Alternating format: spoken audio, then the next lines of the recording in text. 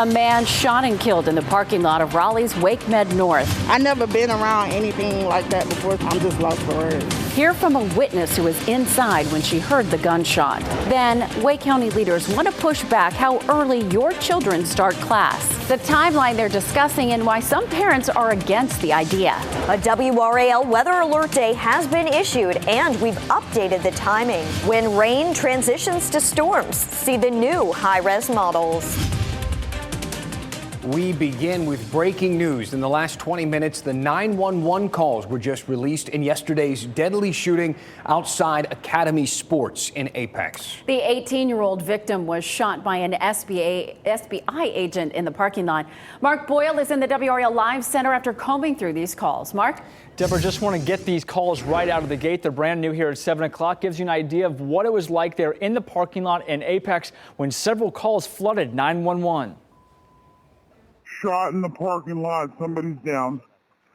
Okay, you said someone was shot in the parking lot? Somebody was shot in the parking lot, yes. So an FBI agent who shot that 18-year-old is currently on administrative leave or under investigation, which is standard in these cases. A lot of unanswered questions here. As this investigation continues, we will follow this story for you here in the Live Center. All right, Mark, thank you. Friday is a WRAL weather alert day. We want to make sure you're prepared in case we have bad weather. Our area has a chance for isolated storms, and in some cases, people are at risk of flash flooding. Meteorologist Kat Campbell is in the WRAL Severe Weather Center. Kat? And that includes much of our area that's under the threat for some flash flooding. It would be on an isolated basis, but heavy rain leading to flash flooding, this is going to be the main concern on Friday. As of right now, we're not under a severe storm threat. We are under a general thunderstorm threat. We could see some thunderstorms that produce some of that heavy rain. And the latest timeline for these showers and storms on Friday, we should see the rain building in already by the morning commute. It could become widespread by 9-10 a.m. That's when we're up to a 70% chance of rain and storms. There could be a brief lull in the activity during the afternoon, and then we could see some storms growing into the evening hours. I'll have a closer look at how this could play out on Futurecast coming up. All right, Kat, see you in a few minutes. Thanks. A Raleigh restaurant is apologizing to customers after a 5 on Your Side report yesterday. We told you a wave of charges from Pollo Campero suddenly started posting to customers' bank accounts months after they visited the restaurant. In a statement to 5 on Your Side, AV Performance, the franchise of the Litchford Road location in Raleigh, said they recently discovered the restaurant's credit and debit card transactions from October through April were not posted for processing, so guests weren't charged until after April 3rd when these legitimate charges began posting. We're asking why customers weren't notified before being charged and how people can dispute incorrect charges. The restaurant's full statement is on WRAL.com. A man accused of orchestrating a string of robberies in Raleigh is now in jail. Raleigh police arrested Anthony Thomas yesterday. The first robbery happened on March 30th at M&F Bank. Police say Thomas returned to that same bank 4 days later and robbed it again. The next day, April 4th, he's accused of robbing First Citizens Bank. Police say in all 3 robberies, Thomas did not show or use a weapon.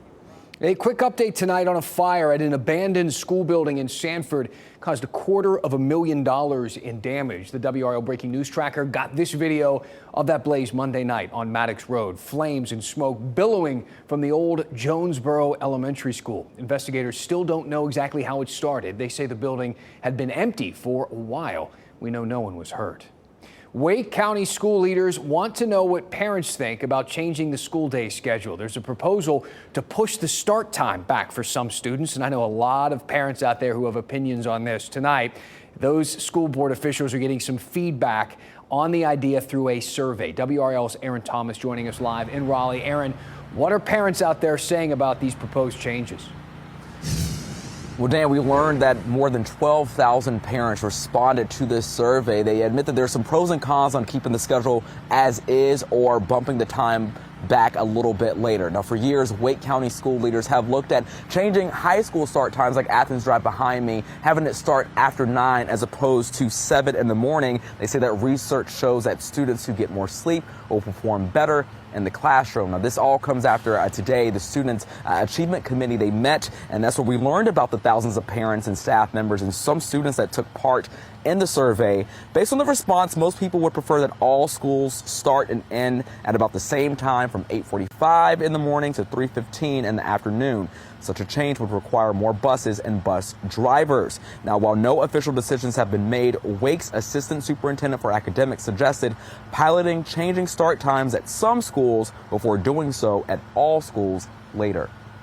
It may not have to be flipping the schedules for 198 schools at the same time. And we could develop our own experiential data and research as we go. That's another potential option. And Dan, as you alluded, there clearly is a lot of response from parents. In fact, I still have some comments coming in on my Twitter page. School leaders at this point, they have not made any official decisions. They plan on outweighing other options, and we likely would not see any potential changes until the 2024-2025 school year. Dan? Yeah, you said 12,000 parents filled out that initial survey. I was one of them. So was my wife, a lot of my friends too. This is something tons of people, parents, are paying attention to. Aaron, thank you. The State Board of Community Colleges met today to make a decision on the next system president.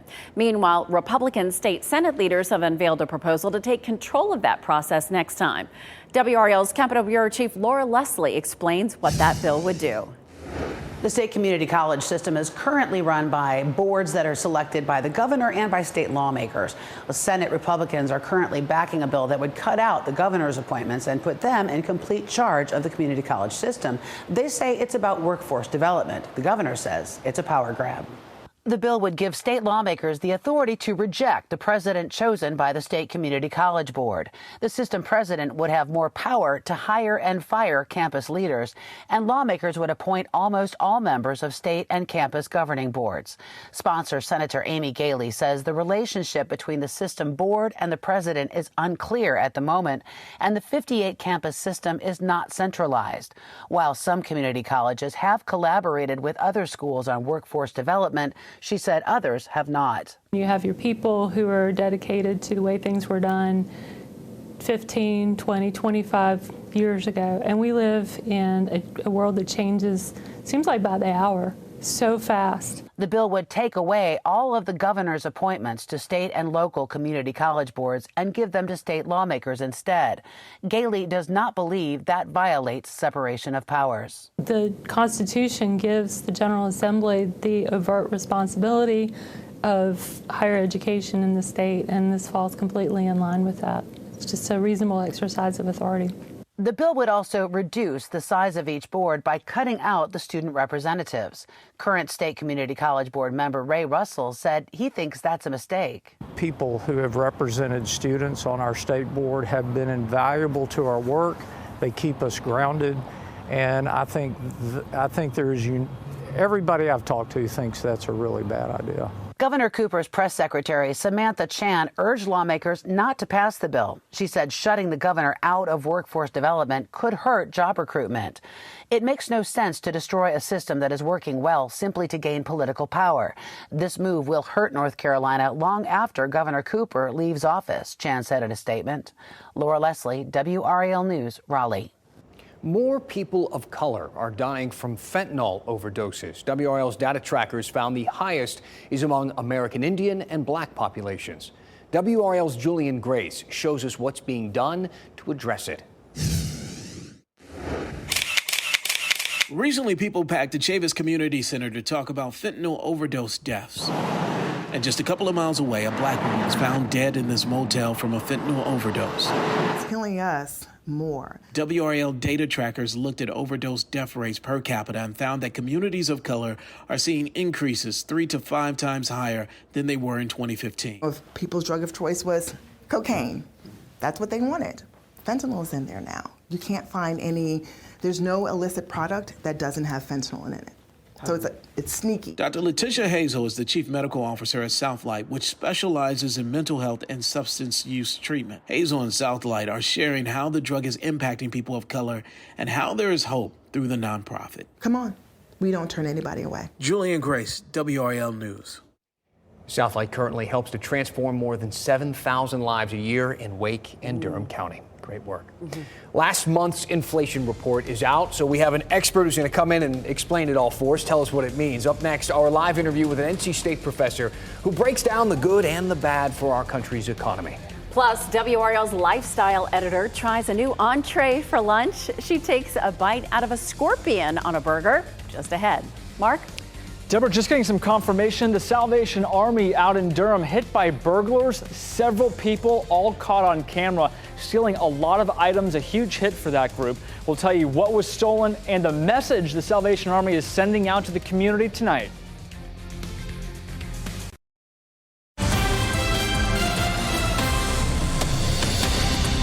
Welcome back to the Live Center right now. New at 7 o'clock, the Salvation Army in Durham is reporting several people caught on camera going into their location and stealing several items. Here's the statement new right now at 7:13 from the Salvation Army saying, to take such a huge hit during such a vulnerable time has done incredible damage to the staff and children's morale.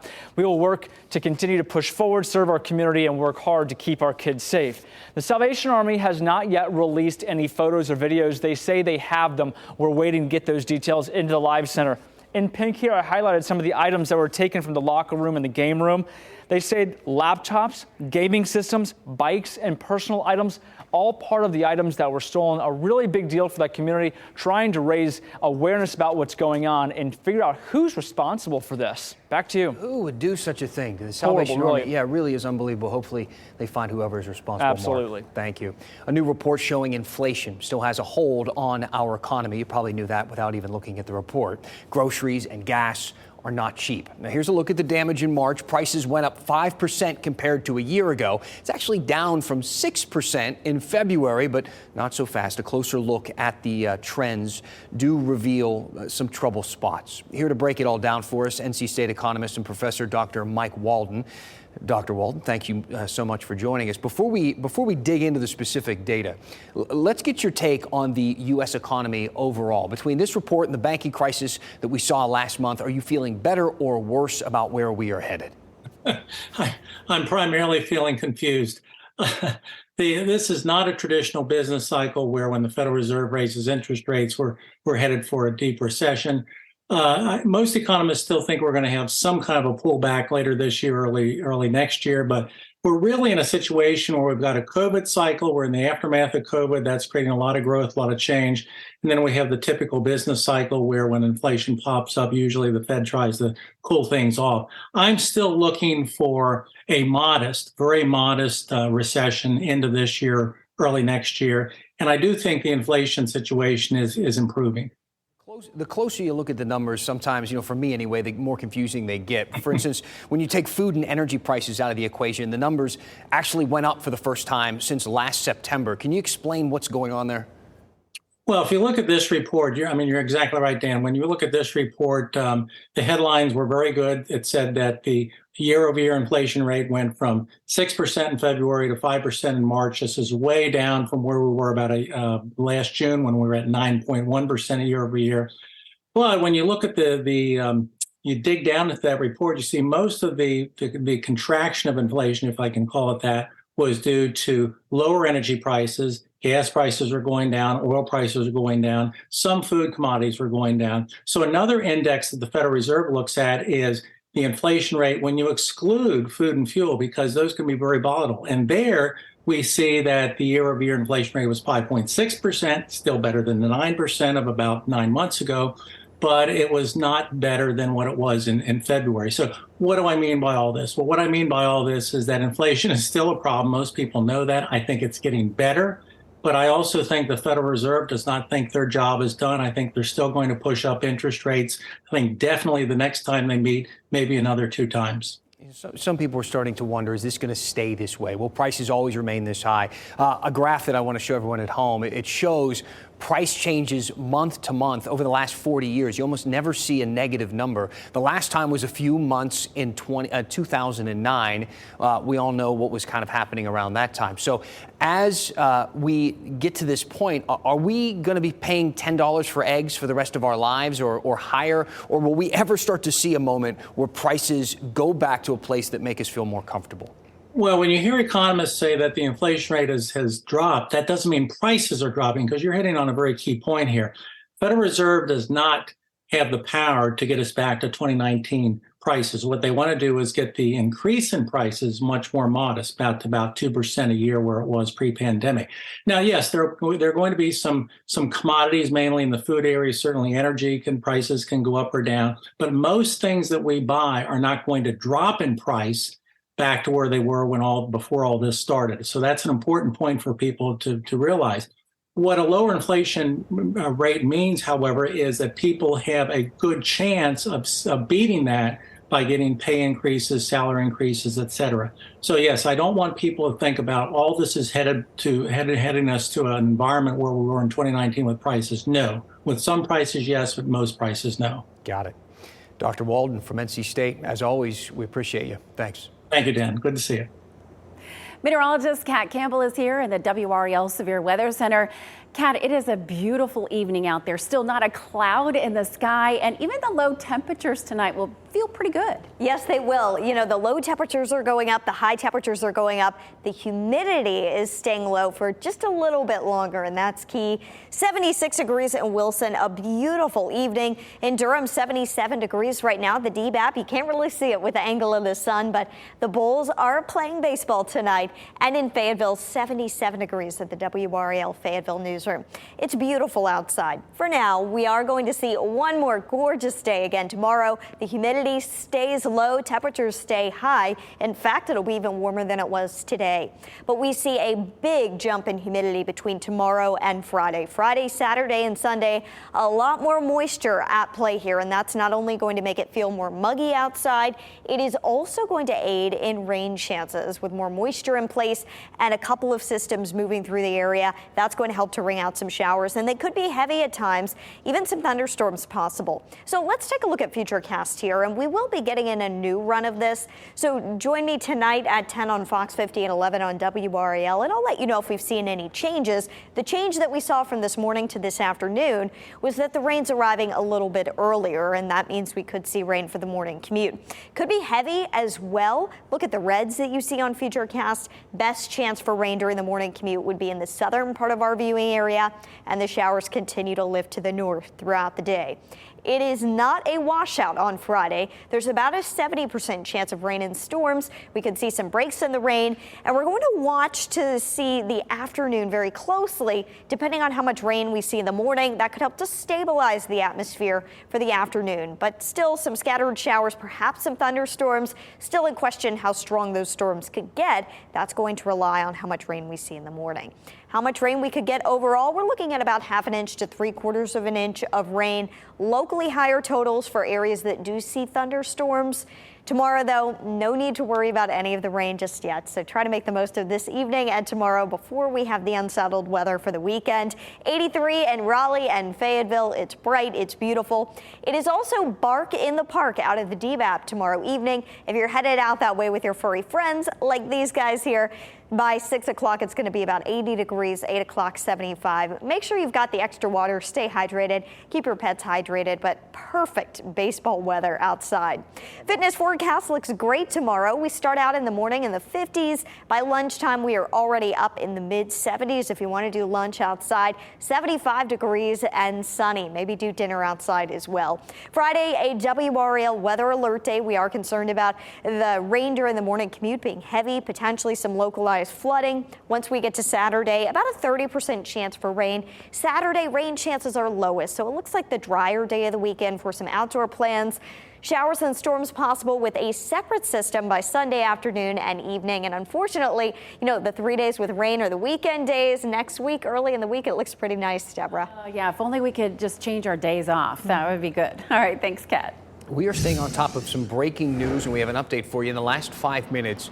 We have learned that the person who was shot in the parking lot of a Raleigh hospital is actually connected to a shooting that happened earlier today. 48-year-old James Davis, who was identified as the man who suffered from a self-inflicted gunshot wound outside of Wake Med North. This is the scene from outside that area today. The Wake County Sheriff's Office saying that Davis was the same person deputies found suffering from a gunshot wound around 8 o'clock this morning on Covered Wagon Lane. I'm sure you have questions about this. So do we. We're still looking for more details as we look at video from the breaking news tracker of that scene from earlier this morning. Davis's death is currently being investigated by Raleigh police. We'll let you know what we can find out. We're back after this.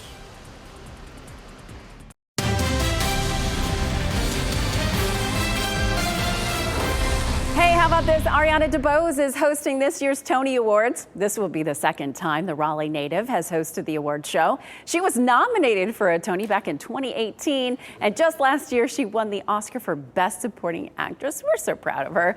DeBose grew up in Wilmington and graduated from Wake Forest Rollsville High School. There's a restaurant in Durham right now. It's offering burgers topped with scorpions. You heard me correctly. It's part of an exotic meat month at Bull City Burger and Brewery. Found a very safe source for scorpions and decided it would be a fun alternative to the tarantula. We are still offering the tarantula, but thought we would add another exotic bug into the mix. Yeah, she said tarantula. The restaurant made headlines with its tarantula burger in 2018. WRAL lifestyle editor Kathy Hanrahan tried that burger and today tried the scorpion burger.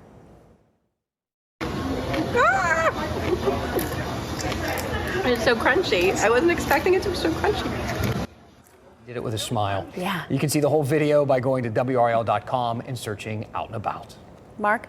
All right, Deborah, we're just getting some information in from law enforcement officials in the Goldsboro area.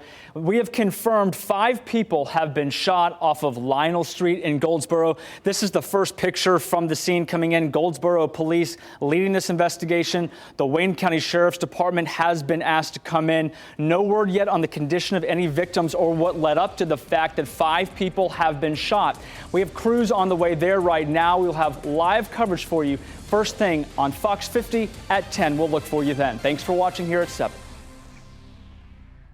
Keep watching WRAL News over the air Channel 34 and Spectrum Channel 1257.